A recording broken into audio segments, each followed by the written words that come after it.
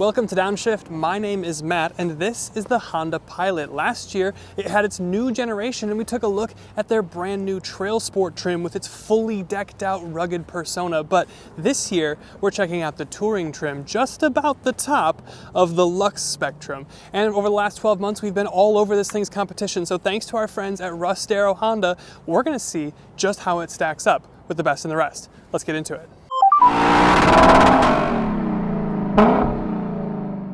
Now first up is the technology here, and we have to keep in mind as we're going through this list that just because it's on the con side of the video doesn't make it objectively bad. Like, the tech suite here isn't bad, it's just not quite as good as the rivals. For a head-up display, you're going to have to go to the top Elite trim. You don't get it on the Touring trim here. You get a 10.25-inch digital cluster. It doesn't change much, but at least you have it, unlike in the CR-V. And your center screen can either be the base 7-inch screen or the upgraded 9-inch screen. It's smaller than the cluster, which is a little bit weird, but it's also the smallest of all the competitors, so just something to keep in mind. You do get a 360 camera, but only for the Elites and the Trail Sport trim. You get wireless Apple CarPlay, that's again on the upgraded 9-inch screen models, and some rivals are bringing wireless Apple CarPlay as standard. You've got cabin talk, so you can be heard more easily without turning around and taking your eyes off the road in the third row, and of course you've got Honda sensing, which is good, but not quite Hyundai good. So again, the systems here and the technology are objectively pretty good. It's just when you start to compare them to the other competitors, the Toyotas, the Hyundais, that it's not quite on the bleeding edge, but still definitely good enough to be helpful and usable and feel modern. Now the second thing has to do with powertrains. Now the Pilot here only comes in one engine option, and the Koreans are the actually only other ones simply offering a V6. And what you get here is Honda's 3.5 naturally aspirated V6 engine. It's good for 285 horsepower, 262 pound-feet of torque. It goes through a 10-speed automatic transmission. I do like that. And you do 0 to 60 in about 7 seconds. It's not a bad engine by any means. In fact, I really quite like it.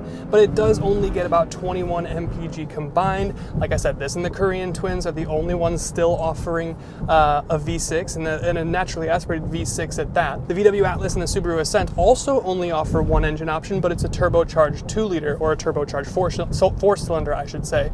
But the problem really just comes from the fuel economy number. That 21 mpg combined is on the lower end of the segment, and we're starting to see Grand Highlanders and CX-90s bringing hybrids and even plug-in hybrid options. So I would expect maybe a more modern powertrain option, or I'd like to see it in future Pilots.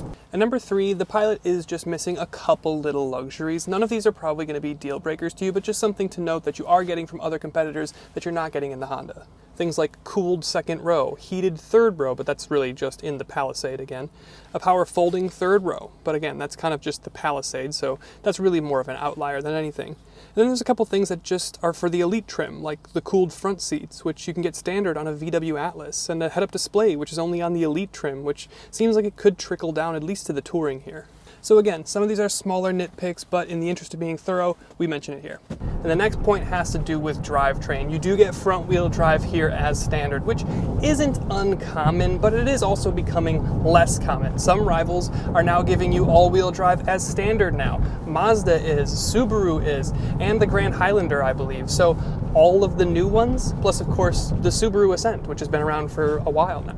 And then there's the third row here, which is objectively fine, but it is on the smaller end of the segment. The Mazda CX-90 and Subaru Ascent are going to be the only ones with a smaller third row. And back here you see you have 3 seat belts, unlike you do in some competitors. The size is decent, but you are going to get more in a Grand Highlander or an Atlas. But honestly, you could probably fit 2 6-footers back here relatively comfortably. I have 2 cup holders on my side, a vent, a USB-C charger, and it's the same on the other side. So still pretty decent, but it's just relative again to the competitors that it's not quite at the top of the segment. But now switching gears and talking about the best things about this Pilot. The first thing is the driving experience, and you may think, oh, well, it's a 3-row SUV, it won't be that good to drive, but this and the CX-90 are simply the best driver's vehicles in the segment. The V6 here is great. It's fun to rev out and play with. The steering, while it doesn't have a lot of feel or feedback, it's actually pretty precise and pretty accurate. You got decent front end. The damping is nice and fitting. It's not super cushy or super wallowy, but it's also not overdone or oversprung. And the all-wheel drive system with its torque vectoring and its magic, it feels playful. It feels fun to drive. I don't know how many people are going to care about the sporty, fun driving persona in their family 3-row, but if you do, This and the Mazda is what you want. And secondly, you get some pretty funky utility. Now this is pretty cool. You can see we have the captain's chairs up there, but if you lift up the floor here, you have the middle seat, so you can turn it into a bench, but you can also put it back here to make it easier to get into the third row if you only need seating for 6. I mean, this is pretty cool. You've also got loads of storage and thoughtful stuff like a dash cubby up front, so it's just thought out well for families and be able to use this thing on a day-to-day basis no matter what you're doing. But then zooming out and talking about the trunk more generally speaking. Now it is pretty practical back here for a number of reasons. For one, you have a power and kick gesture tailgate, but with a third row up, you're looking at about 18.6 cubic feet of space. Drop that third row, you're looking at almost 49 cubic feet of space. And with the second row down and everything down, you're looking at 87 cubic feet of space. And those are near class leading figures. The Atlas and the Grand Highlander kind of consistently, like we've been saying all video, are going to have a little bit more space. But here, like we talked about, you have that huge underfloor storage that you can even put the middle second row seat in. So it's not like you're going to be wanting for extra cargo capacity or practicality. And then in terms of styling, I think the Pilot just looks pretty cool. You've got a very classic SUV boxy shape. You've got LED headlights as standard. You've got the chrome grille accents. They remind me a little bit of the Grand Highlander, but they look good. You've got LED fog lights, and you can see from the profile that you're maximizing that headroom and that cargo space with the shape of the vehicle. The Trail Sport will get an extra inch of ground clearance, but around back you get the crab grab tail lights that we've grown so accustomed to. They're LEDs except for the turn signal, and you get dual exhaust. In a world where everyone's design seems to try to be like polarizing or crazy, the Pilot is just like classically handsome. It's simple, it's nice, and just looks good.